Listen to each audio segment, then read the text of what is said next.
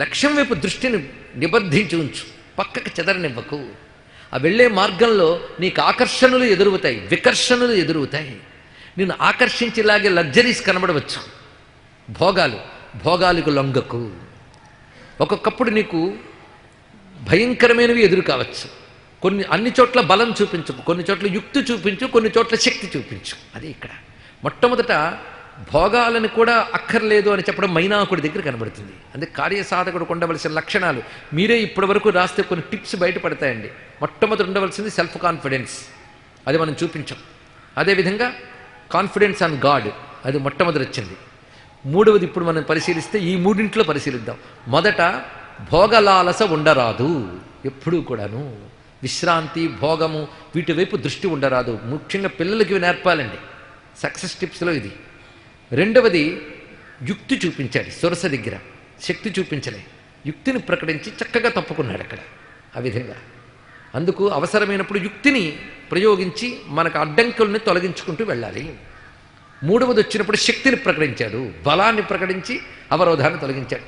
అందుకు మొదట చూపించినది తీవ్రమైనటువంటి ఏకాగ్రత, రెండవది యుక్తి, మూడవది శక్తి. దీన్ని చూపించి దాటాడు. ఆ వెళుతున్న హనుమంతుడిని చూస్తూ గగన మండలంలో విద్యాధరులు, దేవతలు, ఋషులు దండం పెడుతున్నారట. ఇది వాల్మీకి వర్ణిస్తాడు ఇక్కడ. దీన్ని బట్టి వెళుతున్నది సాక్షాత్ మంత్రమూర్తి వెళుతున్నాడు, అందుకు దేవతలందరూ నమస్కరిస్తున్నారు. ఇంద్రుడు వెళ్ళి మైనాకుడితో మాట్లాడాడని ఇందాక చెప్పామే, ఇందులో ఒక మంత్ర సంకేతం మరొకటి పట్టుకోవాలి మనం. ఎందుకంటే హనుమంతుడి మంత్రములు చాలా ఉన్నాయి. పంచముఖాంజనేయ మంత్రం, సువర్చలాంజనేయ మంత్రము, వీర హనుమన్ మహామంత్రము, మొత్తం 500 మంత్రాలు ఉన్నాయని చెప్పాం. అందులో ఒకటి ఆపదుద్ధారక హనుమన్ మహామంత్రం అని ఉంది ఒకటి. ఆ మంత్రానికి ద్రష్ట ఉంటాడు, ఒక్కొక్క మంత్రానికి ఒక్కొక్క ఋషి ద్రష్ట. ఆ హనుమన్ మంత్రానికి ద్రష్ట ఎవరయ్యా అంటే శచీ పురందర ఋషి అన్నారు ఇక్కడ. పురంధరుడు అంటే ఇంద్రుడు, శచీ పురందర ఋషి అంటే శచీదేవితో ఉన్నటువంటి ఇంద్రుడు ఆ మంత్రానికి ద్రష్ట. అంటే ఆయన తపస్సుకు ఆ మంత్రం గోచరించింది, ఆయన ఉపాసించాడు ఆ దేవతని. అంటే ఇంద్రుడు హనుమన్ మంత్ర ఉపాసకుల్లో ఒకడు, ఇది తెలుసుకోవాల్సింది. ఎందుకంటే మొట్టమొదటి వజ్రాయుధంతో కొట్టాడుగా, లెంపలేసుకున్నాడు. తర్వాత హనుమన్ మంత్రం జపిస్తూ ఆయన ఆరాధన చేశాడు. అది ఇంద్రుడు మొట్టమొదటి భక్తుడు అతను. ఈ మంత్రం జపించే వాళ్ళందరూ ఋషిగా ఆయన నమస్కారం చేసుకోవాలి, శచీ పురందర ఋషయే నమః అని. ఇప్పుడు కొంతమందికి బాగా తెలుసు, కన్యాకుమారి దగ్గర శుచీంద్రం అని కూడా అంటూ ఉంటారు. హనుమంతుడి పెద్ద విగ్రహం ఉంది చూసారా, కొందరు వెన్న రాస్తూ ఉంటారు, తోకకు బొట్లు కూడా పెడుతుంటారు, శుచీంద్రం అంటూ ఉంటారు. కానీ దాని అసలు పేరు శచీంద్రం అండి, ఇది తెలుసుకోవాలి. శచీంద్రము అంటే శచీ పురంధరుడు ఋషిగా ఇంద్రుడు హనుమంతుని ఉపాసించినటువంటి చోటు కనుకనే శచీంద్రము, అది తెలుసుకోవాల్సింది. హనుమన్ మంత్రానికి శచీ పురంధరుడు ఇంద్రుడు ఋషి. అందుకే ఆ ఇంద్రుడు ఋషి కనుకనే హనుమంతుడిని గౌరవించాలనుకున్న మైనాకుడి దగ్గరికి ఇంద్రుడు వెళ్ళి చెప్పడంలో ఆంతర్యం కూడా అదేనండి ఇక్కడ. అలాంటి దేవతలు పైనుంచి చూసి నమస్కరిస్తున్నట్ట హనుమంతుణ్ణి. ఆయన రూపంలో రకరకాల అద్భుతాలు కనబడుతున్నాయి. సచారు నానావిధ రూపధారి, రకరకాల రూపములతో హనుమంతుడు ప్రయాణ సమయంలో దర్శనమిస్తున్నాడు గగన మార్గంలో. ఆ దేవతలు, ఋషులు, విద్యాధరులు నమస్కరిస్తున్నట్ట ఆయన్ని. ఒక చోట వర్ణిస్తాడు, ఆయన పర్వతం నుంచి ఎగిరినప్పుడే అక్కడ విద్యాధరులు, గంధర్వులు వీళ్ళందరూ కూడాను పార్టీ చేసుకుంటున్నట్ట. ఎప్పుడైతే పర్వతం కదిలిందో వాళ్ళు భయంతో ఆకాశంలోకి ఎగిరిపోయేటండి. ఎగిరిపోయి ఏమిటా అని చూస్తున్నట్ట. అప్పుడు ఆ పర్వతంలో ఉన్న ఋషులు ఉన్నారే, వాళ్ళు చెప్పారు, ఇతను రామదూత, సాక్షాత్ రుద్రుడు, రామకార్యం కోసం బయలుదేరాడు అనగానే ఆ విద్యాధరులు పైనుంచి దండం పెట్టారట హనుమంతుని. అలా ఎగిరి వెళుతూ ఉంటే తోబలో అనేక మంది ఋషులు నమస్కరిస్తున్నారు. ఆ ఋషులు నమస్కారం చేసిన మహామంత్రములన్నీ కలబోసి ఒక్క పద్యంలో మనం దర్శిస్తే, మంగళ రూప అయ్య హరి మర్కట మర్కట పంచవక్త్ర ఖట్వాంగ మహాశిఖేట కుధరామృత కుంభ శృణి ప్రదీపితోత్తుంగ కరాంబుజాత నవతోయదమూర్తి త్రిపంచ నేత్ర సర్పాంగద కంఠహార కరుణాంబుది నన్ కృపజూడు మారుతి, నన్ కృపజూడు మారుతి. ఇలా దేవతలు ఋషులు స్తుతిస్తూ ఉంటే స్వామివారు గమనం చేస్తూ క్రమంగా లంకలో అడుగుపెట్టారు. అడుగుపెట్టడం ఆ సాయంకాల సమయంలో ఆ లంకా నగరంలో త్రికూటమనే పర్వతం యొక్క శిఖరంపై అడుగుపెట్టాడు. ఆ వెళుతున్నప్పుడు దేవతలు అనుకున్నట్ట, హనుమంతుడు విజయం సాధించక ఇంకెవరు సాధిస్తారు? ఎందుకంటే ఒక 4 గుణాలు ఉన్నాయి. ఈ 4 గుణాలు ఎక్కడుంటాయో వారు తప్పకుండా విజయం సాధిస్తారట. ఇది పిల్లలకి చెప్పాలి. ఇళ్లల్లోనే మనం ముందు చదివి వాళ్ళ చేతి చదివించాలి. కనీసం ఇంట్లో రామాయణం, వాల్మీకి రామాయణం సంపూర్ణమైన గ్రంథం ఉంచి రోజుకో పువ్వు పెట్టి దండం పెట్టండి, మా పాపాలు పోతాయి. కనీసం అదేనే చేయండి. ఎప్పటికైనా చదవాలని బుద్ధైనా పుడుతుంది. లేకపోతే పుస్తకం మహిమాన్వితమైన గ్రంథం కనుక అది మన బుద్ధిని మార్చి చదివించే బుద్ధి పుట్టిస్తుంది. అది కూడా ఉన్నది. ఒక 4 మాటలు చెప్తారు ఇక్కడ దేవతలు. ధృతిర్దృష్టిర్మతిర్దాక్ష్యం స్వకర్మసు నసీదతి. ఎవడైనా తన పనిలో విఫలం కాకుండా ఉండాలి అంటే 4 గుణాలు ఉండాలి అన్నారు. ధృతి, దృష్టి, మతి, దాక్ష్యం. ఇవే మన పర్సనాలిటీ డెవలప్మెంట్, సక్సెస్ టిప్స్ ఇవన్నీ ఇందులో ఉన్నాయండి. ఇంకేం కావాలి? ధృతి, దృష్టి, మతి, దాక్ష్యం 4. వీటి అర్థాలు చూద్దాం. ధృతి అంటే దీనికే మరొకటి ధైర్యము, నిలుకడ అనాలి. నిలుకడ, ఏది అనుకున్నామో అది సాధించే వరకు నిలబడి ఉండాలండి దాని మీద. భర్తృగారు చెప్తాడుగా, ఆరంభింపరు నీచమా అనవలు విఘ్న ఆయాస సంత్రస్తులై. కొందరికి ఏ అడ్డంకి వస్తుందో అసలు ప్రారంభించట, కొందరు ప్రారంభించక 1, 2 అడ్డంకులు వస్తే వెనక్కిపోతారట. ఎవరో గొప్పవాళ్ళు ఉంటారు, వాళ్ళు మాత్రమే పని సాధించే వరకు ఎక్కడ మొక్కవోని పట్టుదలతో ఉంటారు. కనుక ధృతి అనగా పట్టుదల. ఇది తెలుగులో తెలుసుకోవాలంటే అనుకున్నది సాధించే వరకు ఆ పట్టు ఉండాలి. ఇది పట్టుదల, ధృతి. రెండవది దృష్టి. ఈ దృష్టి అనే దానికి 2 అర్థాలు. ఒకటి, దృష్టి అంటే కాన్సన్ట్రేషన్, ఏకాగ్రత, దాని మీదే దృష్టి. అందుకని మైనాకుడు ఎంత అందంగా ఉన్నాడో, ఏం పార్టీ పెడతాడో ఏమిటో, అసలు ఈ ఆకాశంలో వెళ్తూ ఉంటే ఎక్కడ ఏమీ దొరకలేదు, కనీసం ఎక్కడ కాసేపు దొరుకుతుందేమో అని చెదరలేదు. చూడండి ఆ మహానుభావుడికి లక్ష్యమంతా ఇటు సముద్రం మీద, అటు ఆకాశం మీద, దేని మీద లేదు, రామకార్యం మీద ఉంది దానికి. అది దృష్టి. దృష్టి అంటే ఏకాగ్రత. మరొకటి దృష్టి అంటే కాన్సన్ట్రేషన్ అర్థమే కాకుండా విజన్ అంటే తాను చెయ్యబోయే పని ఏమిటి, దాని ఫలితం ఏమిటి అనేటువంటి అవగాహన తనకు కలిగి ఉండాలి. అందుకని గుడ్డెద్దు చేలో పడ్డట్టు కాకుండా తన పని యొక్క ఫలితం యొక్క సమగ్ర స్వరూపాన్ని తన ముందు దర్శించగలగాలి, ఊహించగలగాలి, అవగాహన కలిగి ఉండాలి. అందుకు దృష్టి శబ్దానికి 2 అర్థాలు తీసుకోవాలి. ఏకాగ్రత ఒకటి, దూరదృష్టి, విజన్, ఇది అవగాహన అని అర్థం తీసుకోవచ్చు. దృష్టి. ఇక మూడవది మతి. ఇది చాలా ప్రధానమైనటువంటిది. మతి అంటే ఆ పని సాధించగలిగే తెలివి ఉండాలి, లేకపోతే ఎలా సాధిస్తారు? కనుక ఆ పని సాధించగలిగినటువంటి తెలివితేటలు, జ్ఞానం ఏదైతే ఉందో అది మతి. ఇక 4వది దాక్ష్యం. దాక్ష్యం అంటే ఇందాక చెప్పుకున్న కెపాసిటీ, అది సాధించగలిగిన సమర్థత. ఈ 4 ఎవడుకుంటాయో వాడు విజయం సాధిస్తాడన్నారు. ఇప్పుడు చూడండి, వాల్మీకి ఆధ్యాత్మిక గ్రంథం రాస్తున్నాడా, మానవ జీవితాన్ని తీర్చిదిద్దగలిగే అద్భుతమైనటువంటి జీవిత పాఠాలు చెప్తున్నాడో ఆలోచించుకోండి. ఇక్కడ మొత్తానికి రామాయణానికి మరొక పేరేం చెప్పాలి అంటే లైఫ్ మేనేజ్మెంట్ అని పేరు పెట్టాలండి. మీరు హోటల్ మేనేజ్మెంటు, బిజినెస్ మేనేజ్మెంటు, ఆఖరికి టాయిలెట్ మేనేజ్మెంట్లు ఇన్ని ఉన్నాయి, కానీ లైఫ్ మేనేజ్మెంట్ గురించి చెప్పింది మాత్రం భారతీయ ఋషులే. తెలుసుకోండి ఇక్కడ టోటల్ లైఫ్, జీవితాన్ని ఎలా చూడాలి. ఇక్కడ మన జీవితంలో ఉండవలసిన లక్షణములు ఇవన్నీ కూడా. వీటికి స్వామి మొదట బయలుదేరిన దగ్గర నుంచి 3 విఘ్నాలు దాటడం కలుపుకుని వీటిని కూడా కలపండి. మీకు మీరే పిల్లలకు ఒక అధ్యాయం తయారు చేయవచ్చు, ఒక పుస్తకం తయారు చేయవచ్చు. మొత్తానికి వాళ్ళ యొక్క జీవితంలో నిర్మించుకోవడానికి గాను కన్స్ట్రక్టివ్ ఫ్యూచర్ వాళ్ళకి ఇవ్వడానికి, ఒక నిర్మాణాత్మక భవిష్యత్తుని వాళ్ళకు ప్రసాదించడానికి కావలసిన పాఠాలు, జీవిత పాఠాలు, మేనేజ్మెంట్ క్లాసు ఇక్కడ చూపిస్తున్నాడు ఇక్కడ మహానుభావుడు. ఈ విధంగా స్వామి లంకా నగరానికి చేరుకున్నాడు. ఆ చేరుకున్నప్పుడు సచారు నానావిధ రూపధారి పరం సమాసాధ్య సముద్రతీరం పరైరసక్ష ప్రతిపన్న రూప సమీక్షితాత్మా సమవీక్షితార్థ. ఇవి కూడా స్వామి యొక్క నామములు. సమీక్షితాత్మ, సమవీక్షితార్థ అంటే తాను ఏం చేయబోయాడో మొత్తాన్ని సమీక్ష చేసేట, రివ్యూ చేసుకోవడం, ఏం చేయాలన్న ఆలోచన, ప్రణాళిక వేసుకుని తన సాధించదలుచుకున్న ప్రయోజనం మీద దృష్టి పెట్టి ఆ పర్వతం మీద నిలబడ్డాడు ఆయన. ఇక్కడ మనం ఆలోచించవలసింది ఏమిటంటే, ఆయన అక్కడ ఎగిరేటప్పుడే పర్వతం కిందకు పోయింది. అలాంటిది ఇప్పుడు స్వామి వచ్చి వాలితే పర్వతం ఏమవ్వాలి? కిందకి వెళ్ళాలా? కానీ ఏ కదలిక లేదు. ఇక్కడ కానీ పర్వతం కదిలిందా పెద్ద ప్రమాదం. ఆ లంకలో వాళ్ళందరికీ ఏమైందా అని ఇటు తిరుగుతారు మొత్తం. అంటే హనుమంతుడు అంత రూపంతో అక్కడ వాలినప్పటికీ ఆ పర్వతంపై ఏ సందడి రాలేదంటే అర్థం ఏమిటి అంటే, అంత రూపంతో వచ్చిన తేలిగ్గా దిగాడు అనమాట. ఫెదర్ వెయిట్ అంత తేలిగ్గా దిగాడు. ఎవరండి పని చేయగలరు? ఎంతవాడు అంత అయ్యాడు. ఆ బరువు తట్టుకోలేక మహేంద్ర పర్వతం క్రిందికి కృంగింది. ఆయన వచ్చి వాలినప్పుడు త్రికూట పర్వతం అలాగే ఉంది. చాలా ఆశ్చర్యంగా ఉంది. అంటే అర్థం ఏమిటి? ఎప్పుడు హనుమంతుడు అష్టసిద్ధుల గురించి ఆలోచించాలి. ఇంత అయిపోవడం అనిమ, అంత పెరిగిపోవడం మహిమ.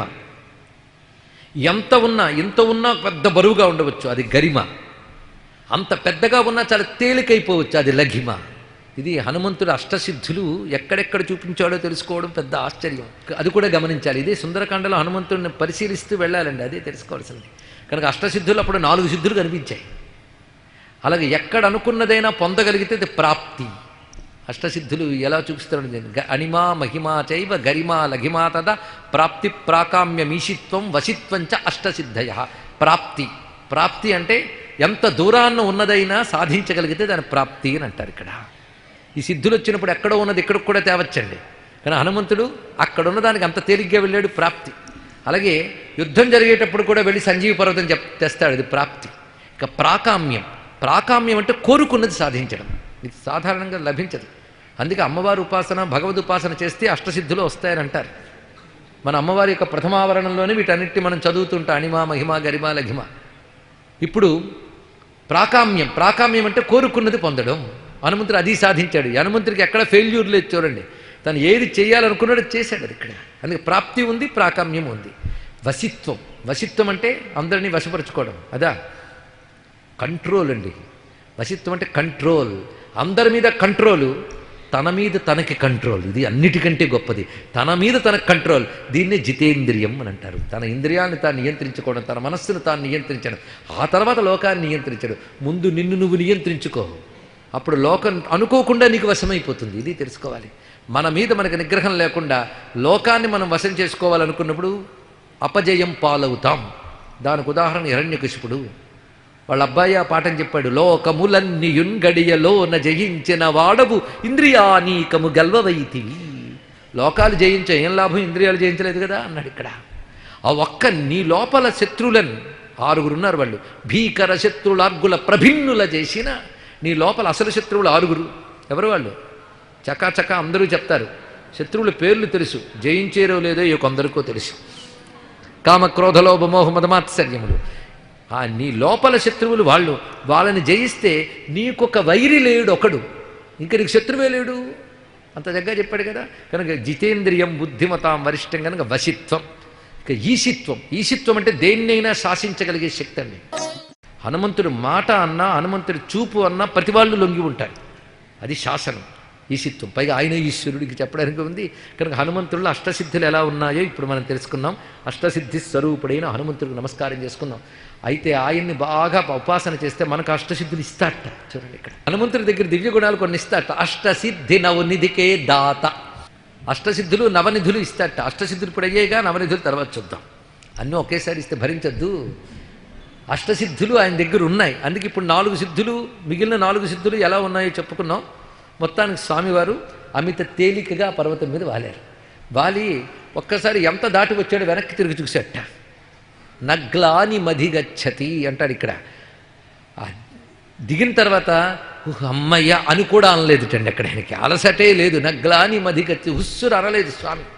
పైగా శతయోజన విస్తీర్ణం అంటే ఇంతేనా అన్నట్టు ఇక్కడ వెనక్కి తిరిగి చూసి ఆయనకి ఎంతండి ఇది ఇక్కడ అలా అనుకుని ఒక్కసారి లంకను పరిశీలిస్తున్నాడు. ఇక్కడ ఆ పరిశీలిస్తున్న హనుమంతుడికి మనం నమస్కారం చేస్తున్నాం. పరిశీలన హనుమంతుడు చేసినప్పుడు కేవలం సీతమ్మ జాడ తెలుసుకోవడానికే రాలేదు ఈయన అని మనకు తెలిసిపోతుంది. ఇక్కడ ఆ నెపంతో మొత్తం లంకకే ఏదో చోటు తేవడానికి వచ్చాడు మహానుభావుడు, సామాన్యం కాదు ఇక్కడ. ఎందుకంటే సీతమ్మ జాడకైతే అబ్జర్వేషన్ అనవసరం అండి. మొత్తం పరిశీలిస్తాడు, చూసి అనుకుంటాడు, ఓహో ఈ 100 యోజనాలు దాటగలిగి రావాలి అంటే అందరి వల్ల కాదు. వానర వీరుల్లో కొందరున్నారు, వాళ్ళ పేర్లు కూడా చెప్తాడు నేను, సుగ్రీవుడు మొదలైన వారు. వాళ్ళు కొంత కష్టపడితే ఇక్కడి దాకా రాగలరు. కానీ లంకలోకి ప్రవేశించాలంటే ఎవరి వల్ల కాదు. ఎందుకంటే లంకకున్నటువంటి డిఫెన్స్ సిస్టమ్ అంత గొప్పగా ఉంది, సెక్యూరిటీ అంత భయంకరమైనటువంటి రక్షణ వ్యవస్థ ఉంది లంకకి. సామాన్యుడు అనుకున్నాడా రావణుడు రాజ్యాన్ని వాల్మీకి ఎలా వర్ణించాడో చూస్తే భారతదేశంలో ఆ రోజుల్లో ఇంత సెక్యూరిటీ సిస్టమ్, ఇంత టౌన్ ప్లానింగ్, ఇంత పర్ఫెక్ట్ నగర నిర్మాణ వ్యవస్థ ఉందా అని ఆశ్చర్యపోతాం. ఆర్కిటెక్చర్ అండి, ఎలాంటి ఆర్కిటెక్చర్, ఎలాంటి ఇంజనీరింగ్ స్కిల్స్ ఉన్నాయో తెలుసా భారతదేశానికి. మనకిప్పుడు పరాయివాడు చెప్పాడు కదా మనం దేనికి పనికిరామని, వాళ్ళే చాలా గొప్పవాళ్ళని భ్రాంతిలో ఉన్నాం. కానీ మనకున్న అద్భుతమైన కట్టడాలు, నిర్మాణాల జ్ఞానం మనకు చాలా ఉన్నది. మనం అన్నీ మర్చిపోయాం. మనకు చదువు అంటే కేవలం పరాయి గాలి చదువే. అందుకు వైద్యశాస్త్రం అంటే ఆయుర్వేదం కాదు, సిద్ధ వైద్యం కాదు. వాళ్ళు మెడికల్ కాలేజీలు పెద్ద క్యాంపస్లు పెట్టి 10 మందిని కోసి చూపించే వైద్య విద్య అనుకుంటున్నాం. మన దేశంలో మన ఆయుర్వేద వైద్యాన్ని సెకండరీ చేసాం. అలాంటి దుస్థితిలో మనం ఉన్నాం. ఎందుకంటే వైద్యంగా మనం అంగీకరించట్లేదు. ఇంజనీరింగ్ స్కిల్స్ గురించి మనం మాట్లాడట్లేదు. అరే హంపి వెళ్ళారు మీరు, హంపీలో ఎప్పుడైనా చూశారు కదా, ఒక ఆలయం, భగ్నమైన ఆలయం ఉంది. అక్కడ ఒక స్తంభానికి చిన్ని స్తంభాలు 7 ఉంటాయండి. దేన్ని కొట్టినా ఒక్కొక్క దానిలో ఒక్కొక్క స్వరం పలుకుతుంది. అబ్బా ఏం మహిమండి అనడం కాదు, ఎంత ఇంజనీరింగ్ స్కిల్తో అలా కట్టారని ఎప్పుడైనా ఆలోచించారా చెప్పండి. ఇక్కడ అది మీ పిల్లలకు చూపించి, ఇదిరా నీ భారతదేశం, ఎంత గొప్పది నీ భారతదేశం, అంతేగాని నువ్వేదో పడమటి దేశమే గొప్పది అనుకుంటున్నావు, కానీ ఇంత ఇంజనీరింగ్ స్కిల్స్ ఉన్నాయి చూడు, ఒక్కసారి ఆలోచించు. ఒక్కసారి మధుర మీనాక్షి ఆలయం చూడు, ఏమిటా స్తంభాలు, వేల సంవత్సరాలైనా దృఢంగా ఎలా నిలబడ్డాయి. ఇది కేవలం మహిమలను తీసిపారేయకండి, అందులోని విజ్ఞానాన్ని ఆలోచించండి. మన విజ్ఞానాన్ని మనమే తెలుసుకోలేకపోతున్నాం. ఈ వేదం నాది కాదు, మొన్న మీకు చెప్పాను, డానినో, మైఖేల్ డానినో అన్న అతను బాధపడుతూ రాశాడండి. ఇంత జ్ఞానం కలిగిన దేశం తన జ్ఞానాన్ని తానే తెలుసుకోలేకపోయింది. భారతీయుడి పరిస్థితి ఎలా ఉందంటే, తన ఇంట్లో లంకె బిందెని బోర్లించి దాని మీద కూర్చొని అడుక్కుంటున్నట్టుంది అన్నాడు. తన కిందే నిధులున్నాయి, పైన కూర్చొని అడుక్కుంటున్నాడు. అది పరిస్థితి అండి. ఇప్పుడు రామాయణం చెప్తూ ఎందుకు చెప్పానంటే, ఏ ఒక్కరికైనా నా దేశంపై, నా దేశ ప్రాచీనత్వంపై గౌరవం కలిగి మళ్ళీ నా దేశం తలెత్తుకు నిలబడేటట్టుగా చేసి ఏనాటికైనా ప్రపంచానికి గురుపీఠం భారతదేశమే అని దృఢంగా చెప్పగలగాలి. ఆ నమ్మకం ఏర్పడ్డా చాలు. అందుకు రామాయణంలో నగర నిర్మాణము, నిజానికి నేను ఎక్కువ చెప్పాను అనుకుంటున్నారేమో, ఒక అధ్యాయంలో తక్కువ చెప్పాను. ఇక్కడ ఆ రోజుల్లో 7 స్టోరీడ్ బిల్డింగ్స్, 8 స్టోరీడ్ బిల్డింగ్స్, ఇప్పుడు మీ అపార్ట్మెంట్లో ఏం పనికి వస్తాయి.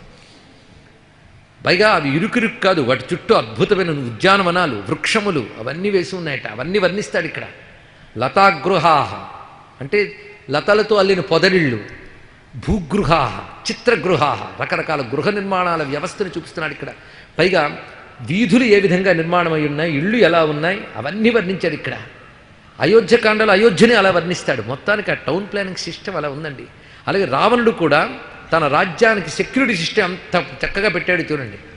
జలమార్గములు ఏమిటి, స్థల మార్గములు ఏమిటి, అక్కడి నుంచి వచ్చే శత్రువుల్ని ఎలా నిరోధించాలి, రక్షణ వ్యవస్థ నిర్మాణంలో మన వాళ్ళు చూపించిన విషయాలు ఇక్కడ తెలుసుకోవాలి. ఎన్ని రకాల ఆయుధాలు, ఎన్ని రకాల రాక్షసులు, రకరకాల విద్యల్లో ఆరితేరిన వాళ్ళు కాపలా కాస్తూ తిరుగుతున్నారట. వీళ్ళందరినీ చూస్తున్నాడు హనుమంతుడు, పరిశీలిస్తున్నాడు. ఇంకొక చిత్రమైన మాట ఇక్కడ చెప్తాడు. కొంతమంది అగ్నిహోత్ర పరాయణులు చేతులు దర్భలు పట్టుకు తిరుగుతున్నట్ట. వీళ్ళు కూడా డిఫెన్స్లో, సెక్యూరిటీలో ఒక పార్టేట. ఈ పార్ట్ చెప్తే చాలామందికి అర్థం కాకపోవచ్చు. అంటే కొందరు శత్రురాజులు ప్రయోగాలు చేస్తారండి, మంత్రప్రయోగాలు మొదలైనవి చేయవచ్చు. ఆ మంత్రప్రయోగాలు చేసినప్పుడు దుష్టశక్తులు వచ్చి ఆవహిస్తాయి. అందుకే ఇక్కడ దర్భలు పట్టుకు వెళుతున్న బ్రాహ్మణులను వర్ణించాడండి. ఇవన్నీ నేను లేనివి చెప్పట్లేదని మళ్ళీ వినయంగా మీకు మనవి చేసుకుంటాను. ఇక్కడ దర్భలు పట్టుకు తిరుగుతున్నట్ట అని ఒక మాట చెప్తాడు ఇక్కడ. ఇంద్రుడి చేతిలో వజ్రాయుధం ఎలా ఉంటుందో వేదవేత్తల చేతిలో దర్భలా ఉంటుందని చెప్పాడు ఈ మాట. అంటే అర్థం ఏంటి? వేదవేత్తలు యథా వజ్రం హరేపాణౌ తథా విప్రకరౌ కుశౌ, అది వివరించాడు. అందుకే దీక్షితాన్ జటిలాన్ ముండాన్, మొత్తం జడలు కట్టిన బ్రాహ్మణులు కొందరు, తలగొరిగి పిలక పెట్టుకున్న బ్రాహ్మణులు కొందరు, వీళ్ళు దర్భముష్టి ప్రహరణాన్, చేతిలో దర్భలు పట్టుకున్నారట. అంటే అర్థం ఏంటి? దర్భలను మంత్రించి ఉంచారండి. ఇది కానీ పట్టుకుంటే మామూలుగా శత్రువైతే ఆయుధాలు పట్టుకుని వచ్చిన వాడైతే పోల్చచ్చు, ప్రయోగించిన ఆయుధాన్ని కూడా పోల్చచ్చు. ఎందుకంటే మెటీరియల్ ఫిజికల్గా కనబడతాయి, భౌతికంగా కనబడతాయి. కానీ మంత్రములు, దుష్టశక్తులు కనబడవు. అలాగే రావణుడు అంటే సామాన్యుడా, దేవతలను కూడా గడగడలాడించినవాడు. ఈ దేవతలందరూ ఏదో మారణ హోమం చేసి ఏదైనా దుష్టశక్తి పంపించవచ్చు కదా. అది పోల్చుకోవాలంటే ఈ ఎన్ని ఆయుధాలు పట్టుకున్న సెక్యూరిటీలు కూడా పోల్చుకోలేరండి. అవి పోల్చుకోవాలంటే మంత్రశక్తిని పోల్చుకోగలగాలి, దానికి పరిహారం చేయగలగాలి. అందుకే అలా వచ్చే దుష్టశక్తుల్ని పోల్చుకుని, మంత్రశక్తుల్ని పోల్చుకుని, పరమంత్ర పరయంత్ర పరతంత్రాలని పోల్చుకుని వాటిని దెబ్బతీయడానికి గాను మంత్రించిన దర్భలు పట్టుకు తిరుగుతున్నట్ట. వీళ్ళందరినీ హనుమంతుడు జాగ్రత్తగా చూస్తున్నట్ట. ఇక్కడ మనం కొంచెం ఆలోచించి పట్టుకోండి.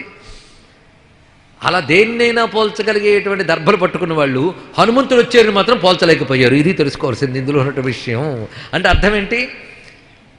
అలాగ పరమంత్ర పరయంత్ర పరతంత్రాలు వాళ్ళు ఎంతమంది విజృంభించినా హనుమంతుడినేమీ చెయ్యలేవు. ఇది తెలుసుకోవాల్సిన మరొక అంశం. ఇందులో ఉపాసనా సంకేతం అది.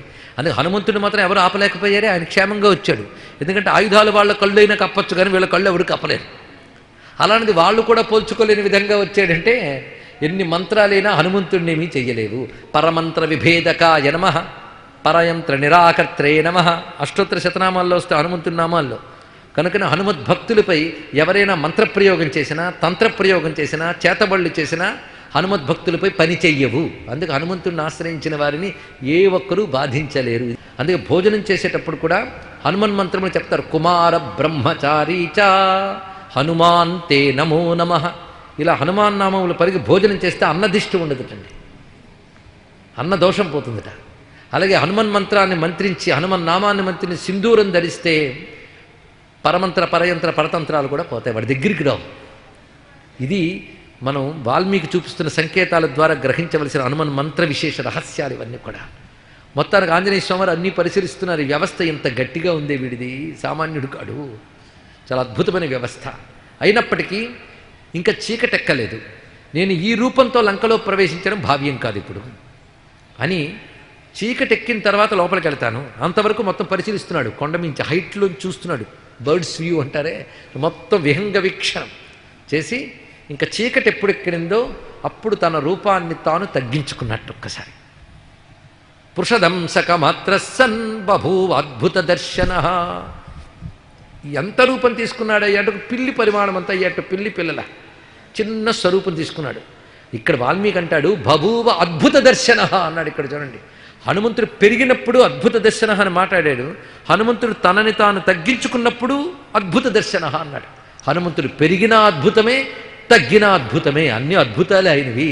అందుకే క్లుప్త రూపాన్ని ధరించి అప్పుడు ప్రవేశిస్తూ ఉన్నాడు లంకలో. ఆ లంకలో ప్రవేశించబోతూ ఉండగా, అడుగు పెట్టబోతూ ఉండగా కస్త్వం అన్న అరుపు వినబడింది. ఎవడరా నువ్వు అని అరుపు వినబడింది.